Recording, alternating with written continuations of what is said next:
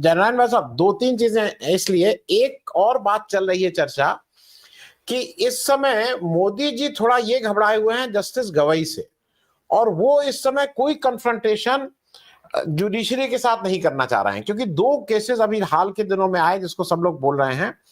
एक, जब ईडी वाले, जब कर्नाटका से ईडी आई थी रिवीजन के लिए, कर्नाटका के चीफ मिनिस्टर की पत्नी को जब ईडी ने फंसाया और वहां के हाईकोर्ट ने कहा कि नहीं, कोई केस नहीं बनता है, उसके लिए जब यहां आए तो उसने ईडी को जो फटकार लगाई, और ये जब उस केस को विड्रॉ करना चाह रहे थे, वो एक्चुअली नॉट प्रेसिंग करके ये होता है कि कम से कम ऑर्डर एडवर्स ना पास हो, वो नहीं होने दिया, और उन्होंने उसमें ठीक से ऑर्डर लिखवाया गया कि आप लोग, ईडी का काम पॉलिटिकल काम हो गया और इस तरह से लोगों को तंग करते हैं, ये उन्होंने लिखवाया है। तो एक तो ये था ऑर्डर। दूसरा, पहली बार एक को इंटरेस्टिंग है जो मैं जस्टिस कोलसे पाटिल से बाद में पूछूंगा, कि उत्तराखंड के हवाले से वो उन्होंने इलेक्शन कमीशन के ऊपर जो एक जनरल ये है ना कि इलेक्शन कमीशन की एक बार प्रोसेस शुरू हो जाए कोई बोल नहीं सकता है, उन्होंने उस पर भी कहीं ना कहीं एक जजमेंट दिया है, जो अब इस समय पूरा ये सकते में है कि भैया ये जब तक नवंबर किसी तरह से निकाल लो, नवंबर तक अगर ये जस्टिस गवाही हैं, तब तक आप कुछ बहुत रॉन्ग साइड पे उनको रब मत करो।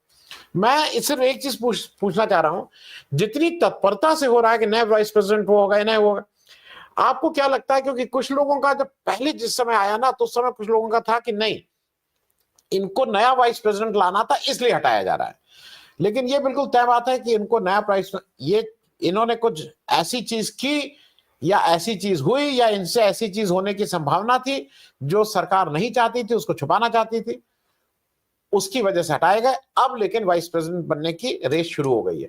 मैं शीतल जी के उसमें कुछ और आपको वो दे दूं, जो जस्टिस वर्मा हैं, वो जब दूसरे जब हाईकोर्ट जज बनते हैं या तो उस कोर्ट का जो भी चीफ जस्टिस रहता है, उसकी भी उसका भी व्यू लिया जाता है, वो कोलिजियम में हो कहीं हो, ये जस्टिस पाटिल बाद में बताएंगे। और ये बहुत मुश्किल काम नहीं होगा, इलाहाबाद हाई कोर्ट के कौन कौन लोग चीफ जस्टिस रहे हैं और वो फिर सुप्रीम कोर्ट में क्या क्या किए हैं, ये अगर कोई भी देख लेगा तो उसको अपने आप समझ में आ जाएगा। कुछ चीजों को इसलिए बोलना ठीक नहीं है कि वो शायद उतनी मान मर्यादा हम लोग जुडिशरी की रखे रहे। जनार्दन भाई साहब, ये सारा कुछ जो हो रहा है, ये केवल जजेस को बचाने की वो प्रक्रिया है या अपनी दादागिरी भी दिखाने की और बाकी लोगों को संदेश देने का है कि जब हम चाहेंगे, जिसको चाहेंगे, जैसे चाहेंगे, 1 घंटे के अंदर, चाहे वो वाइस प्रेसिडेंट हो, चाहे वो रूपानी जी हो, हम उनको बिल्कुल सिरे से खारिज करके कि कुर्सी छोड़ो, हमने तुम्हें बिठाया था, अब हम तुम्हें हटा रहे हैं, कुछ इस तरह का भी संदेश देने की बात है। जनरल भाई साहब। नमस्कार आनंद जी, धन्यवाद मुझे आपने इस चर्चा में शामिल होने का मौका दिया। जस्टिस कोलसे पाटिल साहब अभी अभी हमारे साथ जुड़े हैं, नमस्कार आपको। उनका मैं बहुत आदर करता हूं। मेरे और साथियों ने जो बोला वो मैंने काफी ध्यान से सुना है, मगर मैं शैतानी दिमाग के लिए जाना चाहता हूं और मैं ये कहना चाहूंगा कि इससे ऊपर उठ के और कहीं भी हमें सोचना चाहिए। पाश्चात्य भूमिका क्या थी? पाश्चात्य भूमिका ये थी, मोदी जी पार्लियामेंट फेस करने की हैसियत नहीं रखते थे, वहां थे, पीठ दिखा के भाग चुके थे, विदेश जाने का प्लान बना चुके थे, विदेश में भी उनके लिए कोई अच्छी खबरें नहीं आती थी। ट्रंप के साथ जो बारी बारी से वो ट्रंप बोलता रहता है, वो ऑपरेशन सिंदूर के बारे में, उसको छोड़ दीजिए, वो बोलते थे व्यापार समझौता हो जाएगा, वो भी नहीं हुआ है। चीन के साथ जिस तरह से गिड़गिड़ा के हमारे विदेश मंत्री बैठे थे, लगता था मेरा स्टेनोग्राफर मेरे सामने बैठा हो। तो राजकीय हत्या है ये, हालांकि कोई इंसान की हत्या नहीं है, राजकीय कारकिर्दी की हत्या है। और राजकीय हत्या जब होती है तब कभी उसके सही जो कारण है वो इतने जल्दी शायद कभी बड़े लंबे अरसे तक भी सतह पे नहीं आते हैं। आप चाहे जॉन केनेडी से लेकर, ओलोफ पोमे से लेकर, बीएन सिंह से लेकर, नेपाल के महाराजा से लेकर, कोई भी राजकीय हत्या के मूल में जाए, उसके पीछे कौन थे, सही मायने में कौन थे? गोली मारी होगी गार्ड्स ने मिसेस गांधी को, मगर वो गार्ड्स को गोली मारने के लिए प्रवृत्त करने वाले कौन थे, कभी नहीं पकड़े जाएंगे। तो ये जो धनखड़ जी पूरी उनकी कारकिर्दी में बंगाल के गवर्नर रहे, ममता जी से पंगा लेते रहे, पैरेलल अपना सेक्रेटरिएट चलाते रहे, और वो ममता बनर्जी थी जो खुददार और अपनी ओन इंटीग्रिटी की वजह से टिक सकी, नहीं तो उन्होंने उनको घर भेज दिया होता। यहां से यहां आए, मैं ऑपोजिशन की तो मुझे दया आती है, सिर्फ उन्हें यही कहना चाहिए था कि धनखड़ जी ने जो किया है, बोए बोए पेड़ बबूल के आम कहां से खाते, जो किया है वो पाया है, ना हमें इसमें कहने की कोई जरूरत है, ना करने की कोई जरूरत नहीं। इनके प्रति ये सिंपैथी वाली बातें अपोजिशन जो करता है, अपोजिशन की भी मैच्योरिटी है। there is total lack of maturity on the part of the opposition। ये सर्टिफिकेशन इनको करने की कोई जरूरत नहीं थी, और इससे न तो कोई इनको पॉलिटिकल गेन होने वाला है। तो आगे ये बैकग्राउंड था। पीछे बैकग्राउंड ये है कि इतना वेंजेंस था कि उपराष्ट्रपति जब निवृत्त होते हैं या रेजिग्नेशन देते हैं, 1 महीना अपना जो रेसिडेंस है रखने का इनको अधिकार है। धनखड़ जी को फौरन खाली करने को बोल दिया गया। उनके वहां जो ओएसडी बैठते थे पैक ऑफ करके चले गए, उनके रोमों को ताले लग गए, सिक्योरिटी हटा दी गई। इतना जो वेंजेंस, उसके बाद एक 24 कलाक में जो हरकत में आई जो केंद्र सरकार, उसकी वजह ये तो नहीं हो सकती।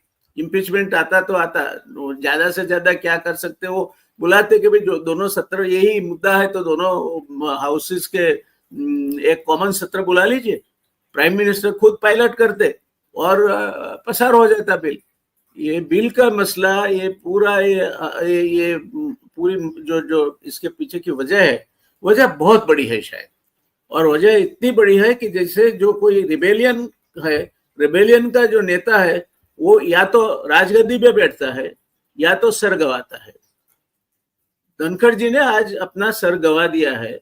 कुछ इतनी गंभीर सी थ्रेट मोदी ने उनमें देखी होगी, जो ये परिस्थिति, आज की परिस्थिति आ रही है। ये सब लोगों के ज्ञान तंतुओं को भटकाने वाली बातें हैं कि वो ये प्रस्ताव ला रहे थे, वो प्रस्ताव ला रहे थे, लोकसभा टीवी और राज्यसभा टीवी में लोकसभा उन्होंने कुछ गलतियां की थी। कौन नहीं करता है? भ्रष्टाचार और कैरेक्टर। नेपोलियन की डिक्शनरी में आनंद जी इम्पॉसिबल शब्द नहीं था। भाजपा की डिक्शनरी में कैरेक्टर एंड करप्शन, ये 2 शब्द नहीं है सर। तो इससे आहत होकर कोई इतना बड़ा कदम उठाए जिसकी वजह से, तो मैं एक तो मानता हूं, एक तो रीजन ये कि लोकसभा का मुश्किल बनता जाता सत्र। प्रधानमंत्री ने देखा होगा कि और भी मुश्किल बनेगा, इसको डाइवर्ट करने के लिए ये मुद्दा आया हो, मगर वो ये साइड इफेक्ट है, फॉल आउट इफेक्ट है। सही वजह उसकी कुछ इतनी गंभीर होगी और शायद कभी बाहर ना आने पाए, और शायद बाहर आएगी तो भी उसको बाहर आते आते आते सालों लग जाएंगे, तब जाके कहीं किसी से वो बात सतह पे आएगी। तो आज जो हम कर रहे हैं वो शैडो बॉक्सिंग है। हम ये मान के चर्चा कर रहे हैं कि ये विशेषाधिकार, तो विशेषाधिकार भंग लाने से मोदी जी की कौन सी बात बिगड़ जाने वाली थी, उनको क्या तकलीफ होने वाली थी? On the contrary, he could have taken the moral high ground and bashed the opposition कि हमारे में तो ये हिम्मत है कि हम स्वीकार करते हैं कि ये हुआ है और बिल्कुल डंके की चोट पे इसका सपोर्ट करते हैं। आप अपनी गिरेबा में झांकिए, चारा घोटाला से लेके कहां तक आपके हाथ रंगे हुए हैं। ममता बनर्जी को पूछिए कि उनका भतीजा क्या कर रहा है, हालांकि उनके भतीजे को भी उनकी ओर खींचने के लिए डेलीगेशन में विदेश भेजा गया था। तो आनंद जी माफ करें मेरे सभी साथी, मैं इसको इतना सरल नहीं देखता। मैं इसको मोदी जी का एक ऐसा अकड़ मुंह देखता हूं जिससे एक गोली से एक नहीं काफी संख्या में निशान पार सके। और उसमें का एक जो है वो ये मानसून सत्र मैनेजमेंट है, मगर वो माइनर रीजन है, फॉल आउट इफेक्ट है। सही रीजन जो होगा वो शायद बाहर आएगा, तो बहुत देर से बाहर आएगा।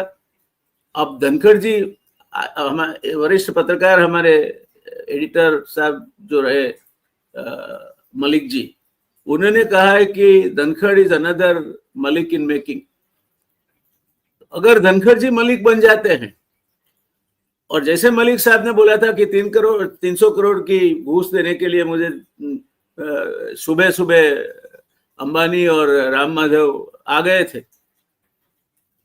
तो शायद हो सकता है कि इनके स्वमुख से ही वो भी आहत तो हुए हैं। जिस तरह से उनको निकाला गया है, उन्होंने काफी इनके गंदे कपड़े धोए हैं, काफी गंदे कपड़े धोए हैं। अंत तक जब तक वो राज्यसभा के सभापति भी रहे, लीडर ऑफ ऑपोजिशन तक को बोलने नहीं देते थे। और नड्डा को तो क्या कहे, वो बचकाना हरकत है। जो इनको मिला है वो हजम नहीं हो रहा है।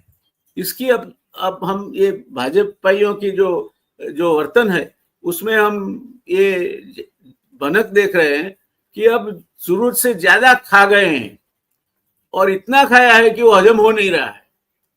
तो अब अहंकार दशमुख से बोल रहा है, और उसमें नड्डा ने जो बोला कि रिकॉर्ड पे कुछ नहीं जाएगा, हालांकि सभापति महोदय गृह में क्या होगा क्या नहीं होगा, ऑर्डर है नहीं है, क्या रिकॉर्ड पे जाएगा क्या रिकॉर्ड पे नहीं जाएगा, वो तय करने का केवल न केवल अधिकार सभापति महोदय को है, नड्डा को नहीं है। और नड्डा को कहने की जरूरत भी नहीं होती थी। हमारे यहाँ गुजरात में एक नटवरलाल शाह करके स्पीकर हुआ करते थे, वो चीफ मिनिस्टर को भी डांट देते थे अगर वो गलत बात करता तो, ये आपकी बात सही नहीं है, मैं सहमत नहीं हूं, आप मंत्री को बोलो कि तैयारी करके आए, गलत जवाब दे रहे हैं। वो जमाना गया। मगर मैं पूरी नम्रता के साथ और पूरी मेरी मर्यादा, मेरे ज्ञान की मर्यादा, समझ की मर्यादा, सब मर्यादाओं का स्वीकार करते हुए मैं ये नहीं मानता कि ये विशेषाधिकार भंग का मुद्दा उसकी वजह से धनखड़ को जाना पड़ा है। कुछ और है, और बहुत बड़ा राज है जिनको वो पा गए थे, और शायद कहीं ना कहीं वो उनके रास्ते में कांटा बनने वाले थे। जी मैं जान भाई साहब आपकी इस बात से 75% अग्री कर रहा हूं कि राज तो था ही, क्योंकि कोई पैसा बहुत बड़ा था, लेकिन ये तो गुजरात से आई हुई पार्टी है जो हर चीज की डील कर लेती है भाई। तो इस डील में क्या डील नहीं हो पाई कि लेन देन में कुछ कम ज्यादा हुआ? सर ये जस्टिस वाली बात ही भूल जाइए आप जी। 15 करोड़ क्या ये लोगों के लिए 200-300 करोड़, 1000 करोड़, 5000 करोड़ कोई रकम नहीं है। जी। आज के भाजपाई के जो शीर्षस्थ नेतृत्व है उनके लिए 6 figure crore is not an amount. जी जी जी। तो ये 15, 20, 25 करोड़ या 100 करोड़ के झगड़ा था, मैं नहीं मानता। वो तो जो झगड़ा चलते देने पे उनको इम्पीच करके भी पैसा कर निकलवाना था, वो निकाला सकते थे। जी